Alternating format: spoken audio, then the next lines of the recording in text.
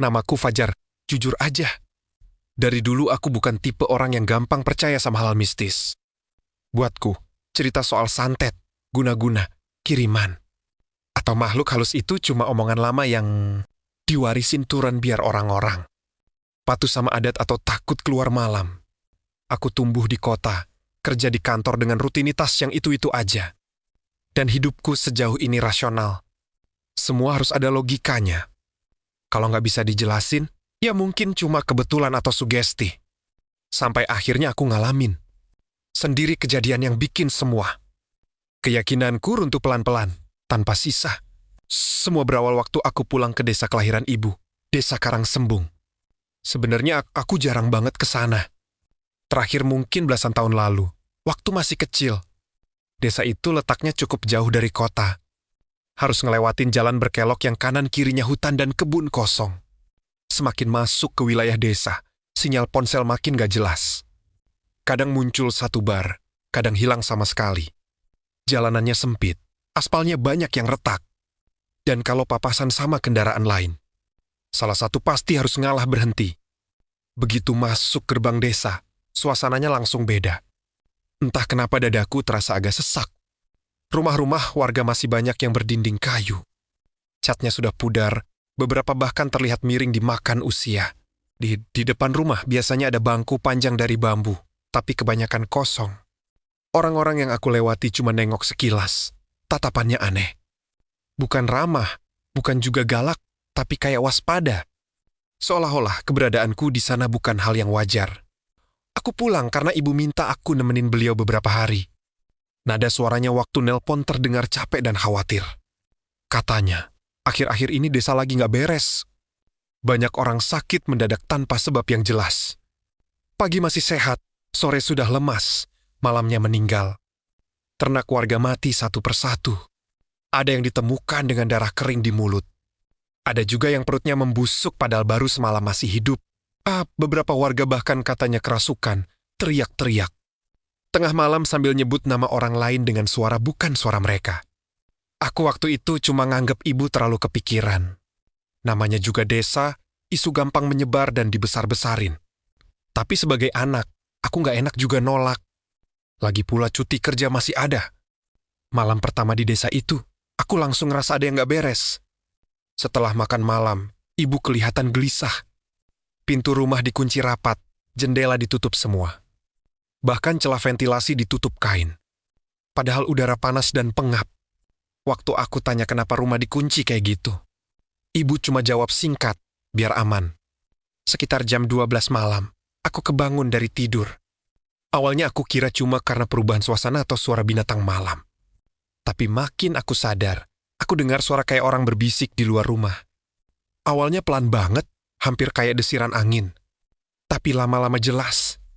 Ada nada marah di dalamnya, berat. Seolah-olah orang itu lagi ngomel sambil nahan emosi. Aku merinding.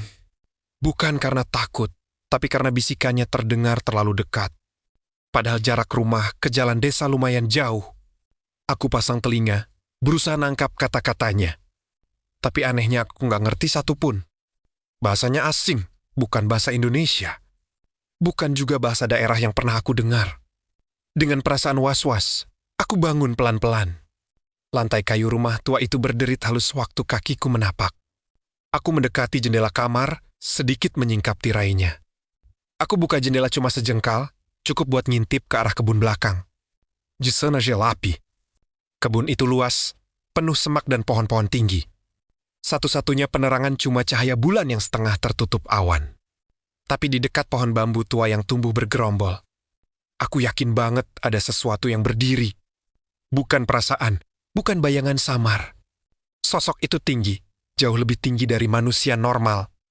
Tubuhnya kayak bengkok, posisinya nggak lurus. Seolah-olah tulangnya salah susun. Aku nahan napas. Jantungku berdetak kencang. Sosok itu diam. Tapi aku ngerasa dia sedang menghadap ke arah rumah. Ke arah jendelaku. Aku kedipin mata beberapa kali, berharap itu cuma ilusi. Tapi pas aku kedip agak lama, dan kubuka lagi mata ini, sosok itu langsung hilang. Lenyap, kayak nggak pernah ada. Di saat yang sama, Bau busuk yang gak pernah aku cium sebelumnya langsung nyengat masuk ke kamar. Bau bangkai, amis, bercampur tanah basah. Refleks, aku nutup jendela secepat mungkin. Dadaku sesak, napasku pendek-pendek, dan bulu kuduku berdiri semua. Aku balik ke kasur, selimutan sampai kepala. Dan gak berani merem lagi sampai subuh. Besok paginya, wajahku pasti kelihatan pucat. Ibu langsung nanya aku kenapa. Awalnya aku ragu mau cerita, takut dibilang halu. Tapi akhirnya aku ceritain semua. Tentang bisikan, tentang sosok di kebun, tentang bau busuk itu. Ibu langsung diam. Tangannya yang lagi nyiapin kopi berhenti. Wajahnya tegang, matanya kosong beberapa detik. Lalu dengan suara pelan, hampir kayak ngomong ke dirinya sendiri. Ibu bilang, mulai lagi. Berarti perang santetnya belum selesai. Aku nanya maksudnya apa? Perangnya apa? Santet siapa? Tapi ibu langsung menghindar. Katanya, aku gak perlu ikut campur. Aku cuma disuruh jaga sikap, jangan keluar malam. Dan jangan asal ngomong sama orang desa. Masalahnya, malam-malam berikutnya, gangguan itu bukannya berhenti. Malah makin parah, hampir setiap malam aku mimpi aneh. Mimpi itu selalu terasa nyata. Aku ada di tengah pusaran angin hitam yang muter. Kencang, anginnya dingin dan tajam.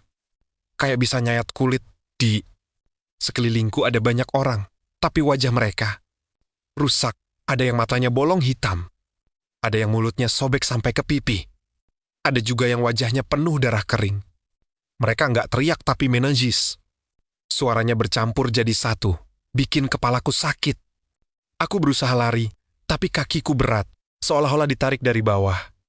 Setiap kali aku bangun dari mimpi itu, tubuhku basah oleh keringat. Jantungku berdebar keras. Dan yang gepeling. Bikin aku nggak bisa mikir logis lagi. Setiap bangun tidur aku selalu nemuin bekas cakaran di badanku. Di lengan, di punggung, bahkan di dada. Bekasnya merah, kadang perih, kadang lebam. Padahal aku tidur sendirian. Dan aku mulai sadar, sesuatu dari desa ini sudah memperhatikanku. Sejak malam-malam itu, aku jadi susah tidur. Bukan karena mimpi buruknya aja, tapi karena rasa diawasi yang gak pernah hilang.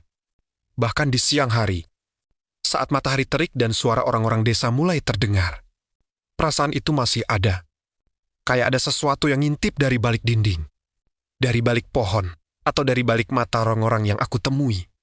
Aku mulai sadar, orang-orang desa memperlakukanku beda. Kalau aku lewat, obrolan mereka langsung berhenti. Beberapa pura-pura sibuk. Beberapa lain cuma melirik sekilas lalu sepat masuk rumah. Anak-anak yang biasanya main di halaman mendadak ditarik orang tuanya. Semua kayak takut sesuatu terjadi gara-gara kehadiranku. Bekas cakaran di tubuhku makin hari makin jelas. Ada yang panjang, ada yang pendek, tapi semuanya dalam. Ibu sempat ngelihat waktu aku lagi ganti baju. Wajahnya langsung pucat. Tangannya gemetar waktu nyentuh bekas itu. Lalu cepat-cepat diambil air dari dapur dan baca doa sambil ngusap punggungku. Aku bisa ngerasa, ini bukan pertama kalinya ibu ngelakuin hal kayak gitu. Aku mulai maksa ibu buat jujur. Akhirnya, sore itu, ibu cerita. Suaranya pelan, seolah-olah takut didengar sesuatu. Katanya, bertahun-tahun lalu, sebelum aku lahir, desa ini pernah dilanda perang santet besar-besaran. 2 keluarga besar saling bunuh secara nggak langsung. Mereka nggak saling serang pakai senjata, tapi pakai ilmu hitam. Korbannya bukan cuma mereka yang terlibat, tapi juga orang yang nggak tahu apa-apa. Anak kecil, orang tua, bahkan pendatang. Ilmu yang mereka pakai katanya bukan santet biasa. Ilmu itu butuh penampung. Orang yang dijadikan wadah buat menahan kiriman meklek dari alam lain. Dan biasanya, yang dipilih adalah orang luar. Orang yang darahnya masih bersih. Tapi kakinya sudah menginjak tanah terkutuk itu. Aku mulai ngerti kenapa tatapan orang-orang ke aku aneh sejak pertama datang. Malam berikutnya, gangguan makin nyata. Aku gak cuma dengar bisikan. Sekitar jam 1 malam, aku dengar suara langkah kaki di teras rumah. Berat, pelan. Tapi jelas, kayak orang jalan sambil nyeret sesuatu. Aku nengok ke arah pintu. Dan aku kulihat bayangan kaki dari celah bawah pintu. Kakinya panjang, hitam, dan jari-jarinya kelihatan bengkok. Aku nahan napas. Badanku kaku. Aku dengar suara napas di balik pintu. Dalam berat, bau busuk itu muncul lagi. Lebih kuat dari sebelumnya. Tiba-tiba terdengar suara ketukan. Pelan 1 kali, lalu 2 kali. Ketukan itu bikin dadaku kayak diremas. Ibu bangun dari kamarnya. Tapi sebelum dia sempat bicara, suara dari luar terdengar. Fajah. Suara itu bukan suara orang yang aku kenal, seraknya eneh. Kayak tenggorokan penuh tanah, aku yakin. Makhluk di luar itu tahu namaku. Ibu langsung narik aku ke kamar, nutup pintu, dan baca doa keras-keras. Ketukan itu berubah jadi gedoran. Pintu rumah bergetar. Kayu-kayu tua berderit seolah sebentar lagi jebol. Tapi anehnya, setelah beberapa menit yang terasa kayak berjam-jam, semua tiba-tiba berhenti. Sunyi lagi. Terlalu sunyi. Pagi harinya, aku nemuin bekas tanah dan jejak kaki hitam di depan pintu rumah. Jejak itu mengarah ke kebun belakang. Ke pohon bambu tua itu. Aku tahu, ini gak bakal berhenti kalau aku cuma diam. Aku mulai cari tahu sendiri. Aku ketemu beberapa orang tua desa secara diam-diam. Kebanyakan menolak bicara. Tapi satu orang, seorang lelaki tua dengan mata cekung dan wajah keras, akhirnya mau buka suara. Namanya Pak Wiryo. Begitu ngelihat aku, dia cuma bilang 1 kalimat yang bikin perutku langsung mual. Kamu sudah dipilih. Aku tanya maksudnya apa. Pak Wiryo bilang, perang santet itu sebenarnya nggak pernah bener-bener selesai. Ilmu hitam yang dilepas waktu itu masih berkeliaran. Nyari wadah baru tiap beberapa tahun. Dan kedatanganku ke desa ini bukan kebetulan. Katanya, sejak aku menginjakan kaki di Karang Sembung, pusaran itu sudah mulai bergerak lagi. Malam itu, aku kembali mimpi. Tapi kali ini beda. Aku berdiri di depan rumah kosong di ujung desa. Pintu rumah itu terbuka. Dari dalamnya keluar suara tangisan bercampur tawa. Dan di dalam mimpi itu, aku dengar seseorang berbisik tepat di telingaku, sangat jelas. Sebentar lagi, kamu akan masuk sepenuhnya. Saat aku bangun, bekas cakaran di tubuhku berubah jadi hitam. Dan aku sadar, waktuku di desa ini gak banyak lagi. Sejak pagi itu, tubuhku terasa aneh. Bukan cuma sakit atau lemas, tapi kayak bukan sepenuhnya milikku lagi. Bekas cakaran di kulitku menghitam. Garis-garisnya terlihat jelas seperti akar yang menjalar. Kalau aku sentuh, dinginnya bukan dingin kulit, tapi dingin yang masuk sampai ke tulang. Ibu terus-terusan ngolesin air doa. Tapi wajahnya makin hari makin pasrah, seolah dia tahu apapun yang dilakukan cuma nunda sesuatu yang gak bisa dihindari. Menjelang sore, Pak Wiryo datang ke rumah. Kedatangannya bikin ibu langsung pucat. Mereka ngobrol lama di dapur dengan suara pelan. Aku cuma bisa nangkap potongan kalimat tentang waktu yang sudah dekat, tentang pusaran yang minta penjaga, tentang kalau dibiarkan, desa ini bakal makan korban lebih banyak. Akhirnya aku dipanggil. Pak Wiryo menatapku lama, lalu bilang jujur tanpa basa-basi. Ilmu santet yang dilepas puluhan tahun lalu itu nggak bisa dimusnahkan. Terlalu banyak dendam, terlalu banyak nyawa yang dijadikan tumbal. Satu-satunya cara menghentikan siklusnya adalah mengikat semua kiriman itu ke satu wadah. Satu tubuh manusia. Penjaga pusaran. Aku langsung ngerti maksudnya. Tubuhku dingin. Kepalaku pusing. Ibu langsung nangis. Bilang aku masih punya hidup, masih punya masa depan. Tapi Pak Wiryo cuma menggeleng. Katanya, pusaran itu sudah milik aku sejak malam pertama aku datang. Bekas cakaran itu tanda ikatan. Kalau aku pergi sekarang, aku bakal mati di jalan. Dan pusaran itu bakal mencari korban lain. Bisa ibu, bisa anak-anak desa. Menjelang malam, aku diajak ke rumah kosong di ujung desa. Rumah yang selama ini cuma muncul di mimpiku. Langkah kakiku berat, tapi kakiku tetap jalan, seolah ada yang nuntun dari dalam. Desa itu sunyi. Terlalu sunyi. Bahkan jangkrik pun gak bersuara. Rumah-rumah gelap, jendelanya tertutup rapat. Seolah semua orang tahu apa yang akan terjadi malam itu. Begitu masuk ke rumah kosong, hawa dinginnya langsung menyelimuti. Bau amis dan tanah basah memenuhi hidung. Di tengah ruangan sudah tergambar lingkaran hitam di tanah. Lebih jelas dari yang kulihat di mimpi. Di sekelilingnya ada paku, kain kafan, rambut manusia. dan benda-benda yang bikin perutku mual cuma dengan melihatnya. Pak Wiryo menyuruhku berdiri di tengah lingkaran itu. Begitu kakiku menginjak bagian tengah, angin kencang langsung berputar. Dinding rumah bergetar. Dari sudut-sudut ruangan, bayangan hitam mulai muncul. Mereka bukan cuma satu atau dua, banyak, bentuknya nggak karuan. Ada yang merangkak, ada yang berdiri terbalik.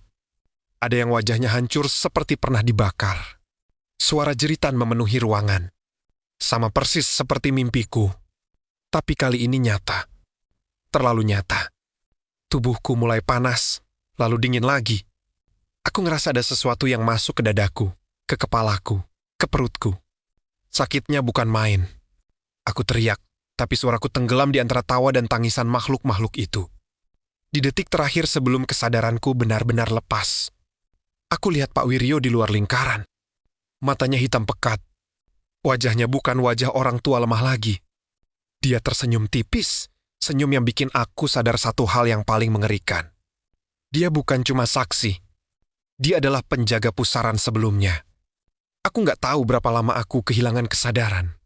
Waktu aku buka mata, rumah kosong itu sudah hening. Lingkaran hitam di tanah menghilang. Paku, kain kafan, semuanya lenyap. Pak Wiryo juga nggak ada. Aku berdiri sendirian, tapi aku tahu. Aku nggak banner sendirian. Aku pulang ke rumah ibu, tapi ibu sudah nggak ingat siapa aku. Wajahnya kosong saat menatapku, seperti menatap orang asing. Orang-orang desa pun begitu. Mereka melihatku, tapi seolah-olah aku nggak pernah ada. Sekarang aku tinggal di desa Karangsembung.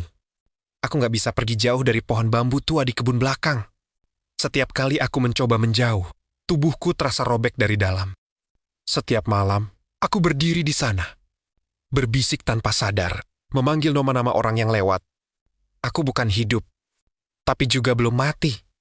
Dan kalau suatu malam kamu melewati desa terpencil dengan sinyal hilang, lalu mendengar ada suara memanggil namamu dari arah kebun bambu, jangan menoleh.